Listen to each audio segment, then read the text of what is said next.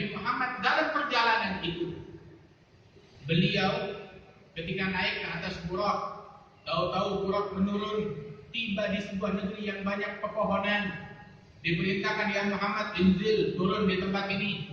Setelah turun, sholat di tempat ini. Selesai sholat, ayo naik. Setelah naik Burak, kemudian ditanya oleh malaikat Jibril, tahukah engkau barusan engkau sholat di mana? Di mana oleh Jibril? Engkau sholat di Thaibah, di tempat tanah yang harum, Thaibah. Apa itu Thaibah? Itu Madinah Al-Munawwarah. Wa ilaiha al-muhajarah, dan kesitulah kelak engkau akan berhijrah 2 tahun kemudian. Kesitulah kelak engkau akan berhijrah, tempat hijrah. Nabi Muhammad diberitakan sholat ke tempat tersebut, di tempat itu, menambah keberkahan di tempat yang akan dihijrahi oleh para sahabat dan oleh Nabi Muhammad SAW. Lanjut perjalanan hingga tiba ke Syam, negeri Syam. Apa itu negeri Syam? Istilah Syam dulu populer digunakan dan sekarang pun juga masih digunakan istilah Syam. Syam adalah sebuah wilayah di timur tengah sana yang saat ini mencakup di dalam negeri Syam itu beberapa negara. Adalah negara Palestina, termasuk yang dijajah. Itu kita nggak sebut negara apa yang menjajah, tetapi itu negara Palestina. Kemudian juga termasuk bagian dari Syam adalah Suriah yang sekarang dalam konflik. Mudah-mudahan Allah Subhanahu wa taala memberikan pertolongan pada kaum muslimin di negeri tersebut. Amin.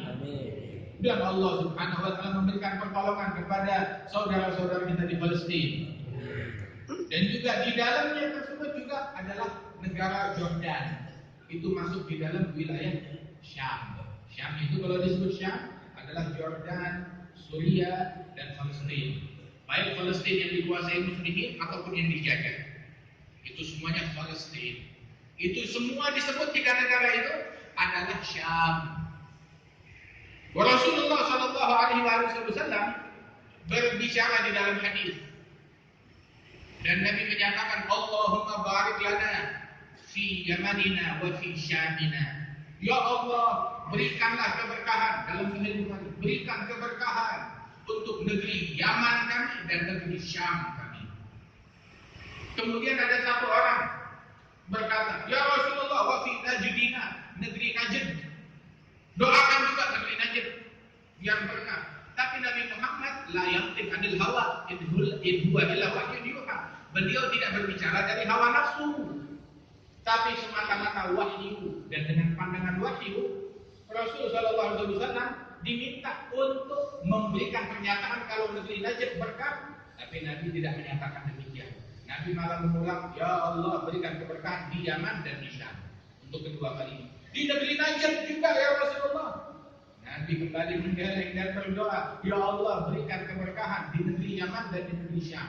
2 negeri itu berkah. Terus berkata orang itu mengulang, negeri Najd ya Rasulullah, doakan. Kenapa? Maka Rasul berkata, Hunaka yatlahu garbus syaitan. Di negeri itu terbit tanduknya syaitan, akadnya syaitan. Dari situ datang perpecahan, dari situ datang permusuhan, dari situ datang hal-hal yang meresahkan umat Islam. Na'udzubillahi min dzalik. Itu yang disabdakan oleh Nabi Muhammad sallallahu alaihi wasallam dengan pandangan wahyu yang Allah Ta'ala berikan, cahaya wahyu yang Allah Ta'ala berikan kepada Rasulullah menembus waktu.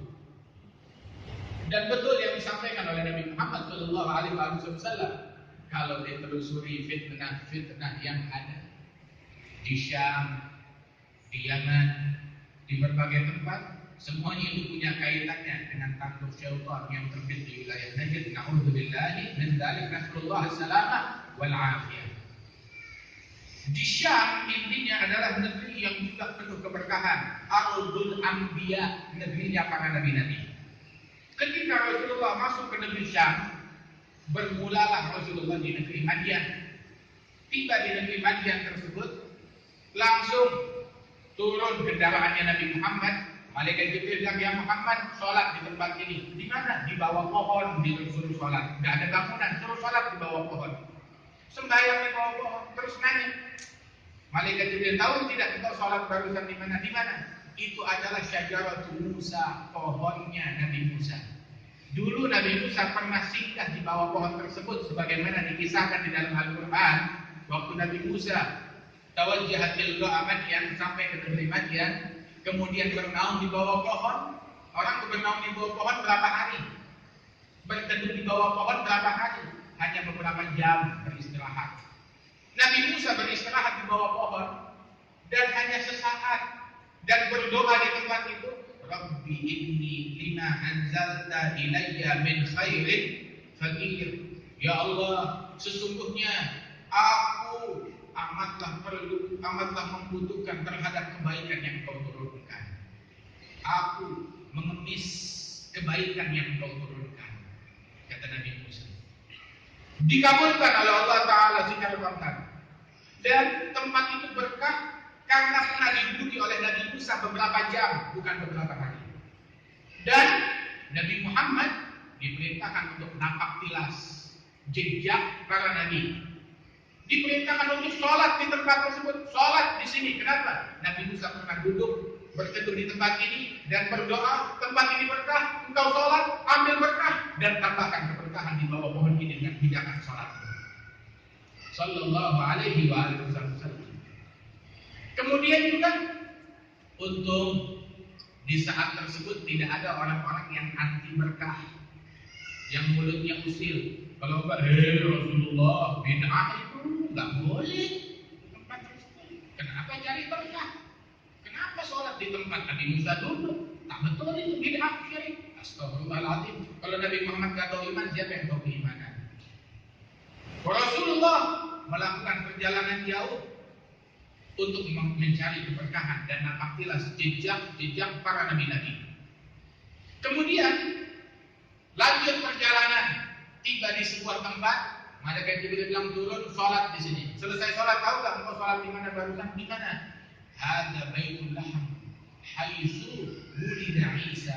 Ini adalah Baitul Lahm, tempat lahirnya Nabi Isa di sini. Nabi Isa lahir di sini. Dahulu Siti Maryam, beliau bernaung di bawah pohon ini. Kemudian Siti Maryam menunggu detik-detik kelahiran di bawah pohon ini. Lama, berjam-jam, berhari-hari.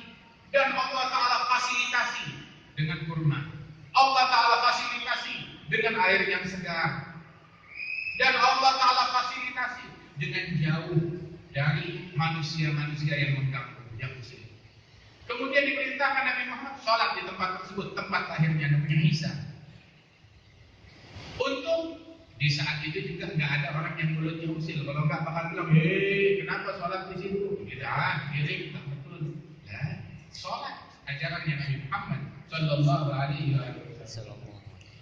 Kemudian juga dalam perjalanan itu Rasulullah datang ke Baitul Maqdis. Ketika mau masuk ke Baitul Maqdis, Nabi Muhammad melalui kuburannya Nabi Musa. Mau masuk ke haram Baitul Masjid, ke Baitul Maqdis, ke tanah haram, tanah suci Baitul Maqdis. Sebelum masuk, Nabi Muhammad bilang, saya melalui mararku di Gabri Musa, melalui kuburannya Nabi Musa. Dan saya melihat Musa sedang sholat di dalam kuburannya. Ini bukti ucapan hadis Nabi yang lain, al-anbiya ahya'un fi kuburihim yusallun. Para nabi-nabi hidup di dalam kuburan mereka dan mereka sholat doa kepada Allah di dalam kuburnya. Nabi Muhammad melihat Nabi Musa sholat di dalam kuburannya. Kemudian Nabi menjelaskan dalam Sahih Al-Bukhari kepada para sahabat, wahai sahabat, lau kuntum thamma, kalau kalian ada bersama-sama aku di tempat itu, la araitukum makanahu, pasti akan aku tunjukkan di mana letak kuburannya Nabi Musa. Terus Nabi Muhammad menyatakan, memberikan unwan, alamat makam Nabi Musa. Di mana alamatnya? Rasulullah bilang, Gabru fi Jabal Tariq ila Baitul Maqdis Ramiyat Hajar Indal Katib Al-Ahmar, dengan spesifikasi yang detail. Kuburan Nabi Musa di tepi jalan menuju Baitul Maqdis. Sebelum masuk Baitul Maqdis, mau masuk ke tanah haram, ke tanah suci Baitul Maqdis, itu di tepi jalan, jaraknya dari tanah suci 1 batu, kata Rasulullah. Kemudian indal katibil ahmar, di bukit yang kemerahan tanahnya, kata Nabi Muhammad sallallahu alaihi wasallam. Diberikan alamat yang lengkap oleh Nabi Muhammad. Artinya apa? Kalau ada orang memberikan kepada kita kartu nama, alamat, ini alamatnya. Tujuannya apa? Agar jangan datang ke rumahnya. Kalau ada orang kasih nomor telepon, ini nomor saya sekian-sekian, tujuannya apa? Jangan telepon saya ya. Jangan hubungi saya ya. Kalau nggak mau dihubungin, tidak akan memberikan nomor telepon. Tidak mau didatangi, tidak akan memberikan alamat. Kalau memberikan alamat, maksudnya apa? Ziarahi, kunjungi, cari kuburannya Nabi Musa. Itu yang dipahami. Rasul bilang, kalau kalian ada bersamaku, akan aku tunjukkan di mana letak kuburannya. Agar apa? Agar kalian jangan ziarah ke situ, jangan datang ke kuburannya. Sebab itu tidak ada yang mirip. Tidak. Tapi Nabi mau kasih tahu alamatnya di mana untuk kita ziarah. Kemudian Nabi Muhammad tiba di Baitul Maqdis. Saat tiba di Baitul Maqdis, masuk dari pintu masuknya para nabi-nabi. Kemudian berdatangan para nabi-nabi dan para rasul kumpul di Baitul Maqdis. Nabi Muhammad silaturahmi dengan mereka di dalam masjid bersama para nabi-nabi. Mereka para nabi-nabi saat kumpul dengan Rasulullah masih hidup atau sudah wafat? Sudah wafat. Nabi berkumpul dengan mereka. Nabi Muhammad diperjalankan dari Mekah ke Baitul Maqdis untuk mengumpul dengan para nabi-nabi, berkumpul dengan para rasul. Perjalanan jauh untuk berkumpul dengan mereka. Orang-orang yang dimuliakan oleh Allah Subhanahu wa taala.